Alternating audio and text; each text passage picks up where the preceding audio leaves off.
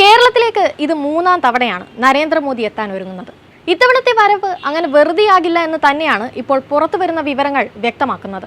ഫെബ്രുവരി 27-ന് തിരുവനന്തപുരത്ത് BJP സംസ്ഥാന അധ്യക്ഷൻ കെ സുരേന്ദ്രൻ നയിക്കുന്ന കേരള പദയാത്രയുടെ സമാപന സമ്മേളനം ഉദ്ഘാടനം ചെയ്യാനാണ് മോദി എത്തുന്നത്. നരേന്ദ്രമോദി പദയാത്രയുടെ സമാപന സമ്മേളനത്തെ അഭിസംബോധന ചെയ്യുന്നതോടെ കേരളത്തിലെ നിലവിലെ രാഷ്ട്രീയ സാഹചര്യങ്ങൾക്ക് വലിയ മാറ്റം സംഭവിക്കുമെന്നും കുമ്മനം പറഞ്ഞു.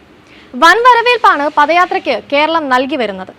കേന്ദ്രമന്ത്രിമാരും കേന്ദ്ര സംസ്ഥാന നേതാക്കളും അണിചേർന്ന പദയാത്ര വിജയകരമാക്കുന്നത് സാധാരണ ജനങ്ങളാണെന്നും BJP നേതാക്കൾ പത്രസമ്മേളനത്തിൽ പറഞ്ഞു.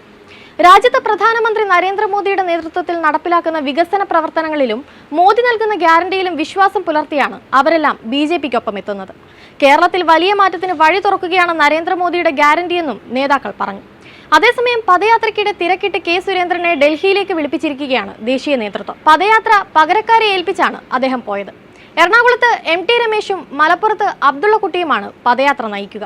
ഉടൻ തന്നെ ലോക്സഭാ തെരഞ്ഞെടുപ്പിനുള്ള BJPയുടെ സ്ഥാനാർത്ഥികളെ പ്രഖ്യാപിച്ചേക്കുമെന്നാണ് വിലയിരുത്തപ്പെടുന്നത്. തിരുവനന്തപുരം അടക്കമുള്ള BJP പ്രതീക്ഷ വയ്ക്കുന്ന മണ്ഡലങ്ങളിൽ സർപ്രൈസ് സ്ഥാനാർത്ഥികൾ എത്തുമോ എന്നാണ് ഉറ്റുനോക്കപ്പെടുന്നത്. 25-ന് വൈകിട്ട് 7-ന് ഡൽഹിയിൽ നടക്കുന്ന അടിയന്തര യോഗത്തിൽ പങ്കെടുക്കാൻ സംസ്ഥാന പ്രസിഡന്റ് കെ സുരേന്ദ്രനോട് ആവശ്യപ്പെട്ടിട്ടുമുണ്ട്. കേരള ഘടകത്തിന്റെ അഭിപ്രായം സ്വരൂപിച്ച് എത്താനാണ് നിർദ്ദേശം. 25-ന് രാത്രി തന്നെ സ്ഥാനാർത്ഥി പട്ടിക പുറത്തിറക്കാനും സാധ്യതയുണ്ട്. തിരുവനന്തപുരത്ത് കേന്ദ്രമന്ത്രി രാജീവ് ചന്ദ്രശേഖറിന്റെ പേരാണ് പറഞ്ഞു കേട്ടിരുന്നതെങ്കിലും സിനിമാ നിർമ്മാതാവ് G. സുരേഷ് കുമാറും പരിഗണനയിലുണ്ട്. സ്ഥാനാർത്ഥിയാക്കുക എന്ന ഉദ്ദേശത്തിലാണ് കേന്ദ്ര നേതൃത്വം ഇടപെട്ട് ജനുവരി 1 സുരേഷ് കുമാറിനെ BJP സംസ്ഥാന സമിതിയിൽ ഉൾപ്പെടുത്തിയതെന്നാണ് വിവരം. പദയാത്രയുടെ ഭാഗമായി ഏകദേശം 10,000-ഓളം വ്യക്തികളാണ് BJPയിൽ അംഗത്വമെടുത്തത്.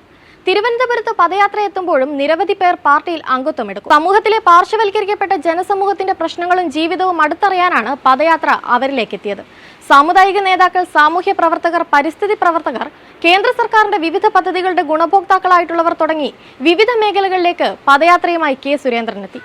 മുഖ്യമന്ത്രിയുടെ നവകേരള സദസ്സ് കണ്ണാടിക്കൂട്ടിലിരുന്ന് സമൂഹത്തിലെ ഉന്നതരുമായാണ് സംസാരിച്ചതെങ്കിൽ കെ സുരേന്ദ്രന്റെ പദയാത്ര പാർശ്വവൽക്കരിക്കപ്പെട്ട സാധാരണക്കാരിലേക്കാണ് എത്തിയതെന്നും നേതാക്കൾ പത്രസമ്മേളനത്തിൽ വ്യക്തമാക്കി.